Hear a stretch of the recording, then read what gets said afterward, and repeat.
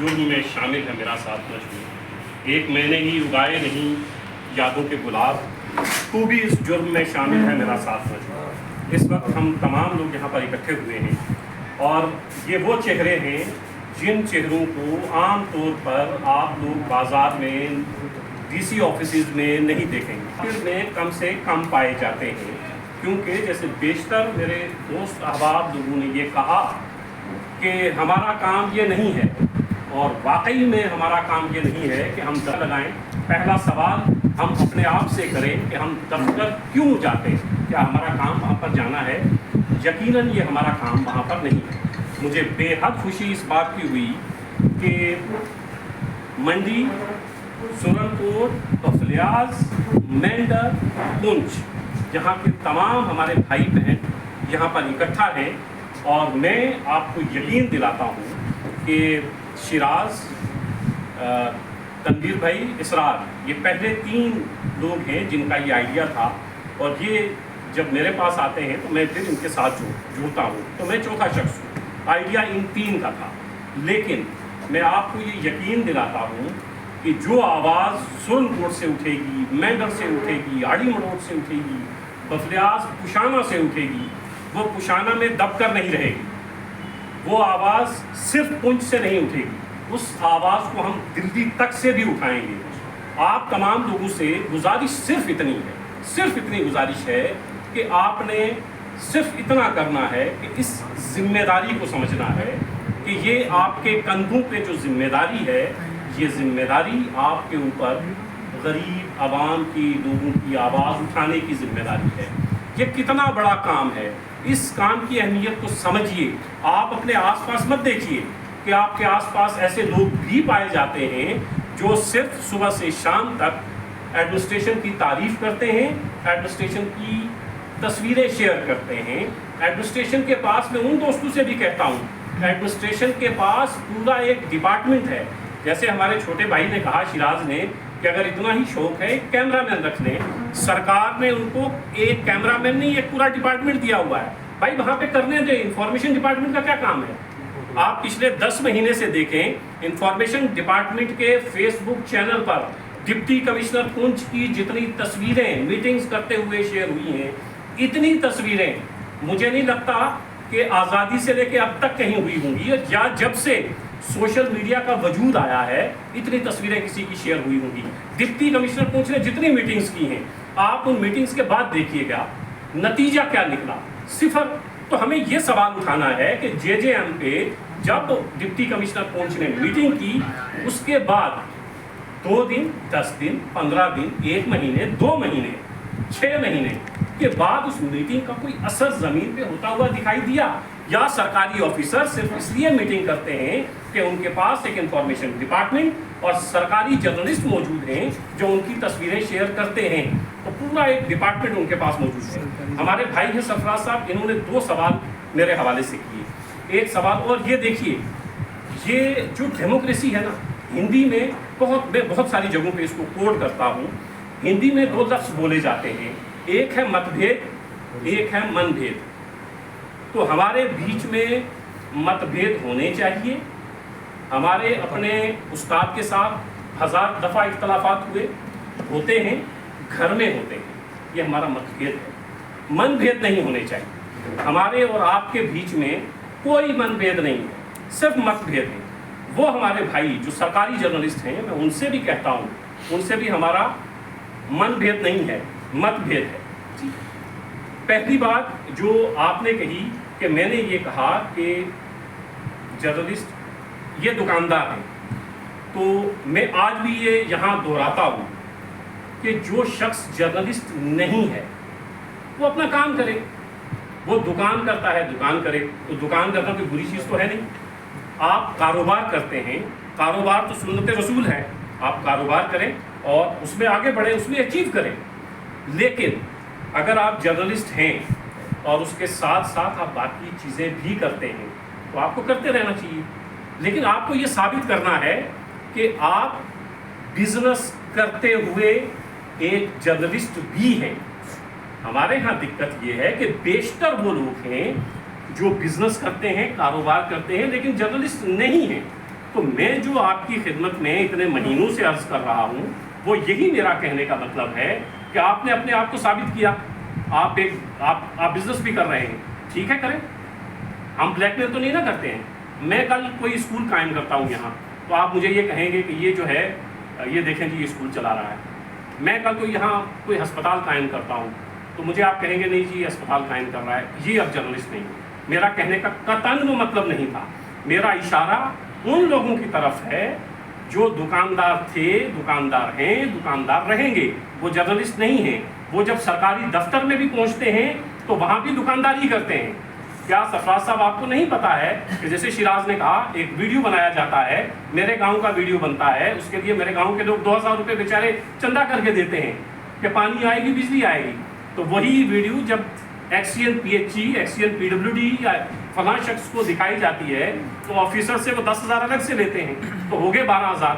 میں ان لوگوں سے یہ کہتا ہوں کہ وہ لوگ جرنلزم نہیں کر رہے ہیں۔ ہم یہاں پر اکٹھے اس لیے ہوئے ہیں کہ ہم تمام لوگوں نے اپنے علاقے کی آواز اٹھائی ہے، ہم نے یہ ثابت کیا ہے کہ ہم لوگوں کی آواز ہیں۔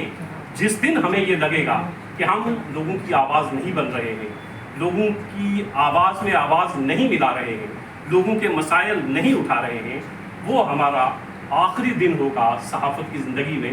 میں خدا کو حاضر ناظر رکھ کے یہ کہتا ہوں کہ میں نے آج تک یہ جو آپ لوگوں کے بیچ میں آ کے کام کیا 2021 کے بعد، میں نے جو مجھ سے بھی غلطیاں ہوئی ہوں گی لیکن وہ غلطیاں میں نے جان بوجھ کے نہیں کی۔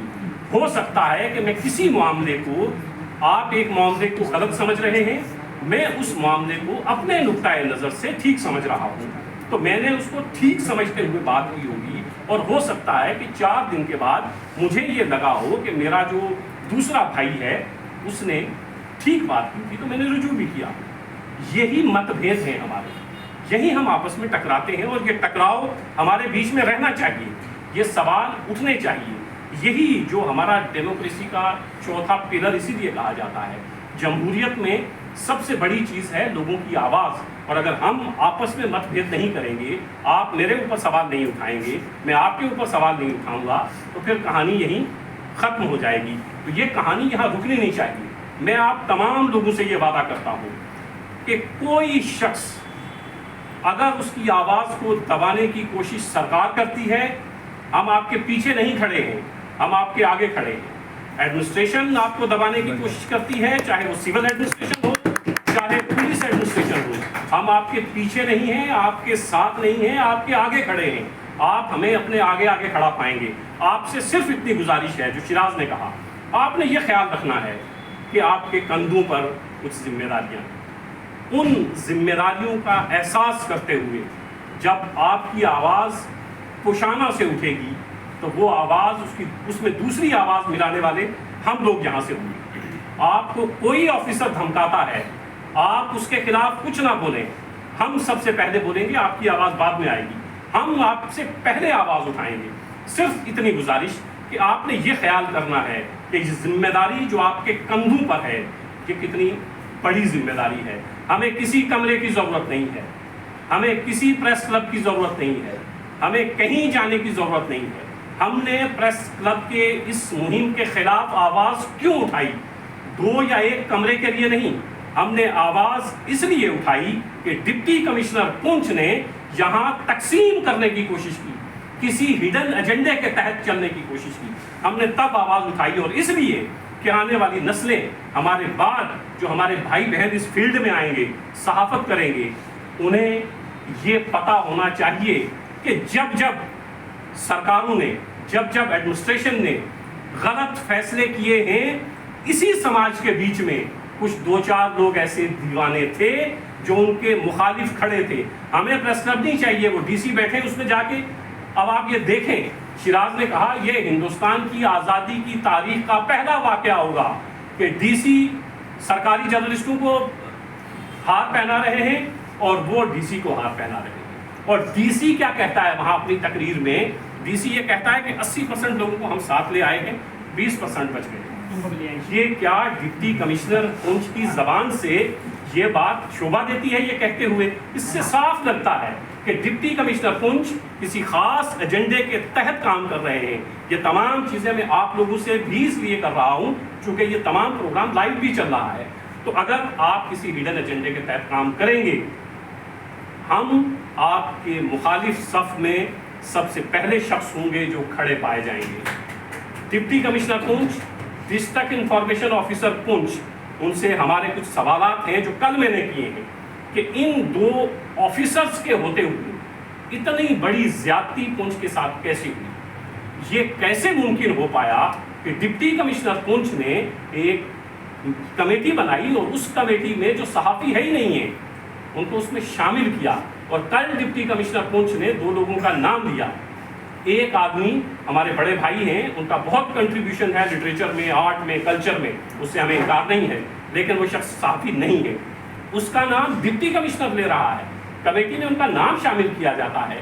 اور ایک اور صاحب کا نام لیا جن کی خبریں آپ دیکھیں گے کہ ایک مائک ان کے پاس ہے، تو آپ ان کا سوشل میڈیا دیکھ لیجئے گا کہ پچھلے 10 سال میں کتنی خبریں ان کی لگی ہیں. تو زمین پر ہم لوگ ہیں، ہم لوگوں کی آواز ہے، اور انشاءاللہ یہ آواز ہم اور آپ جب ملیں گے اور یہ آواز اور مضبوط ہوگی.